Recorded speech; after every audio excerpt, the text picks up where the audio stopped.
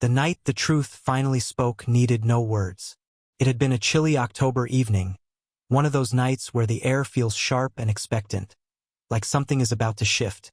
I had just gotten off work when my friend Lucas sent me a message, inviting me to a small rooftop gathering he was hosting downtown.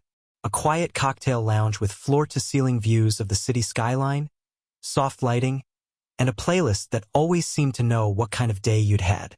I almost didn't go. The week had been long and mentally exhausting. I felt off, like I was carrying something heavy and invisible. But I figured a few hours out, surrounded by familiar faces and some music, might do me good. So I told Lucas I'd stop by, just for a little while. That same evening, my wife, Alyssa, mentioned she was going out too. "Girls' night," she said with a light, breezy tone as she stepped into a pair of heels by the door. Her lipstick was flawless, her perfume soft and intoxicating. I remember watching her brush a strand of hair behind her ear, looking effortlessly beautiful. "Don't wait up," she added with a quick kiss to my cheek. We'd been married for 6 years. We'd had our share of hard times, like any couple, but I had never questioned her loyalty. There was no reason to. At least that's what I thought. When I arrived at the lounge, the atmosphere was warm and relaxed. The city lights flickered below us, and laughter floated from table to table. I greeted Lucas and a few others, sipped something light, and tried to shake the restlessness that had followed me in. But after an hour or so, I felt the need for space.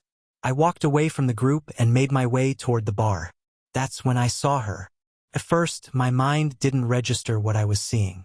I froze mid-step. Just a few feet away, Alyssa was standing with a man I didn't recognize. He was dressed in a fitted blazer, his hand resting against the small of her back. They were close, too close. Her fingers lingered on his shirt as they leaned into each other, whispering, laughing like the world around them didn't exist. Then I saw the way she looked at him, a look I hadn't seen in a long time, a look I thought she'd only ever given me. I backed away slowly, ducking behind a large decorative plant near the lounge edge. My heart was racing, hands clammy. I pulled out my phone, hit the record button, and quietly watched. Their chemistry was obvious, undeniable.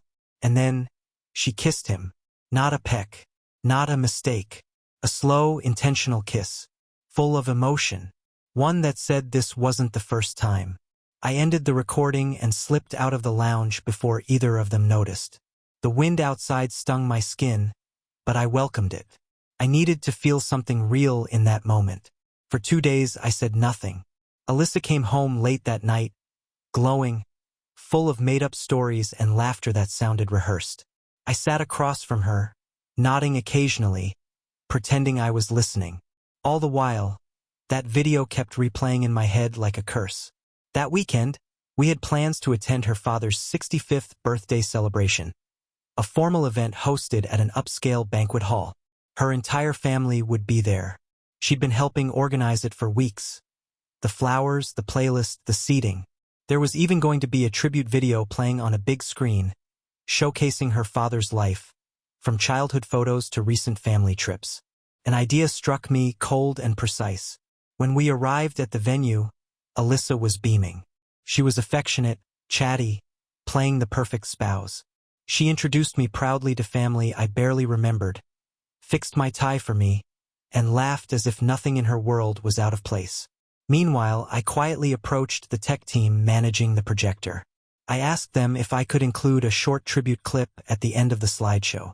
I kept my voice calm, friendly. They agreed without hesitation. Dinner was served.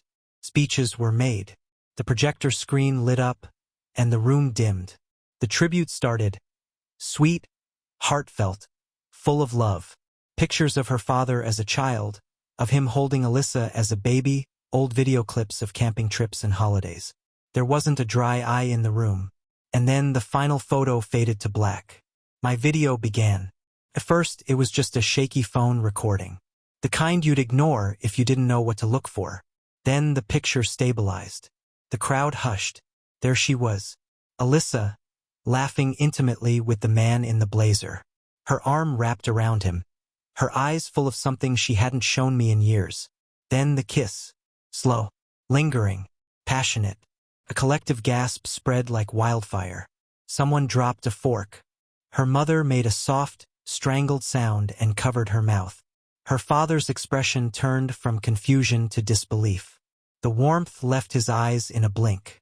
"Alyssa," he said sharply. "Is this real?" She opened her mouth, but no words came out. Her face went pale. Her hands trembled, and the silence grew so thick you could feel it pressing against your skin. I stood up slowly and met her gaze. "This," I said evenly, "is what actually happened on her so-called girls' night." Then I turned and walked out. No shouting, no explanations, just the truth right there in front of everyone. Later that night, her father sent me a message. Long, sorrowful, and sincere. He apologized for what I'd been put through, told me he never imagined his daughter capable of such deceit, and thanked me for having the courage to reveal it. I didn't respond. By morning, I had packed my things and left the home we once shared. Alyssa called repeatedly, left voicemails, sent messages begging me to talk. She blamed the alcohol, insisted it meant nothing, promised it would never happen again. But some wounds cut too deep, and some moments, especially ones played out on a projector in front of everyone, leave no space for second chances. That night taught me something. You don't always need to scream to be heard. You don't have to fight to be understood. Sometimes, letting the truth reveal itself in silence delivers the loudest message of all. And in that silence, I found everything I needed: freedom, clarity, and peace.